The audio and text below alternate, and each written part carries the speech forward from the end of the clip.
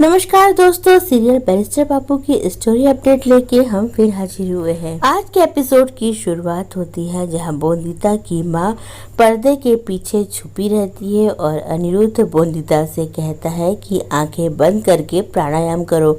बोंदिता जब आंखें खोलती है तो पूछती है, यहाँ कोई आया था? अनिरुद्ध कहता है, नहीं, कोई भी तो नहीं।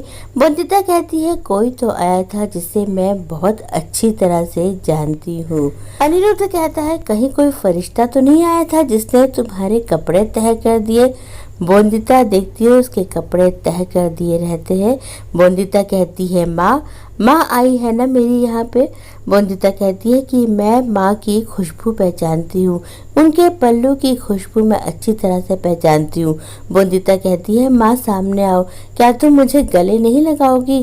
कितने दिन हो गए मैंने तुम्हें नहीं देखा। माँ सामने आओ, मैं तुम्हें देखना चाहती हूँ।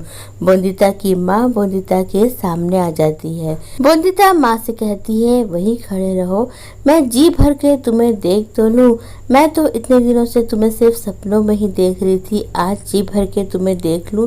मैंने तुम्हें कितना याद किया, कब से मैं सबसे कह रही थी कि मुझे माँ के पास भेज दो, लेकिन कोई मेरी सुनता ही नहीं था।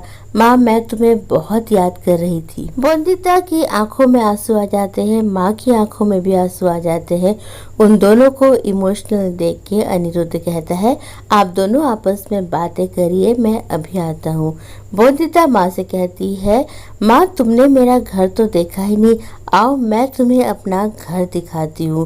बोंदिता माँ को अलग अलग कमरे में ले जाती है, वो अपना शानदार घर माँ को दिखाती है। बोंदिता अपने घर का पूजा घर दिखाती है जहाँ काका ससुर रोज पूजा करते हैं।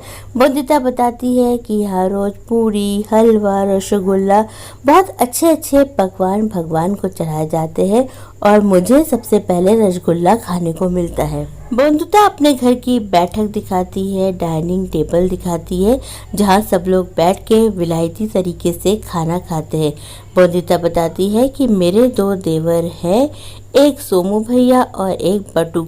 हालांकि वो दोनों मुझसे उम्र में बड़े हैं, लेकिन मैं उनकी बड़ी भाभी हूँ और वो रिश्ते में मुझसे छोटे लगते हैं ना। बड़ी अजीब सी बात। बोंदिता बताती है कि काका ससुर बिल्कुल नारियल की तरह है, ऊपर से सख्त और अंदर से बहुत नरम है। इसके बाद बोंदिता अपनी माँ को अनिरुद्ध के कमरे में ले जाती है और बताती है, ये पति बाबू का कमरा है, दिन भर यहाँ बैठ के पढ़ाई करते रहते हैं, तभी तो लोग उनको बरिस्त्रा बाबू कहते हैं। माँ कहती है, बरिस्त्रा नहीं, बैरिस्टर।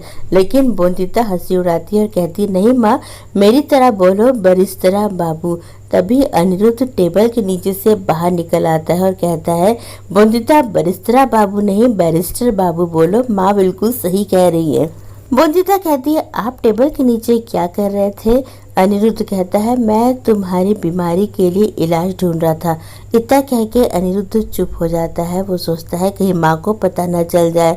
अनिरुद्ध सोचता है, मैंने तो माँ को कुछ नहीं बताया क्योंकि माँ परेशान हो जाएगी, लेकिन बोंदिता उन्हें ये बात जरूर बता देगी। अनिरुद्ध बोंदिता से कहता है, जाओ और माँ को अपना कमरा दिखाओ और उन्हें आराम करने को कहो।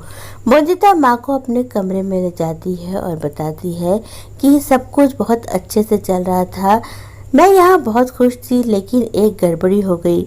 मेरे बिस्तर गीला करने की आदत की वजह से पति बाबू को बहुत परेशानी हो रही है, काका ससुर भी बहुत परेशान है। पति बाबू मुझे डॉक्टर के पास भी ले जाना चाहते थे, मुझे योगासन कराते हैं, मेरे लिए काढ़ा बनाते हैं, लेकिन मेरी ये समस्या दूर ही नहीं हो पा रही। लेकिन अब तू आ गई है, तेरा पल्लू पकड़ के जब मैं सोऊंगी तो मैं बिस्तर गीला नहीं करूंगी। तभी वहाँ पर मिनी आ जाती है। मिनी बोंदिता के साथ एक महिला को देख के हैरान रहती है। बोंदिता बताती है, मिनी दीदी, ये मेरी माँ है, मेरी प्यारी माँ। बोंदिता माँ से मिनी को मिलवाती है और कहती है, ये है मेरी परी दीदी। मेरी परी दीदी बहुत अच्छी है और मेरी बहुत मदद करती है। वंदिता बताती है कि परी दीदी पति बाबू की बचपन की दोस्त है और उनका बहुत ख्याल रखती है। परी दीदी उनके गुस्से को शांत कर देती है।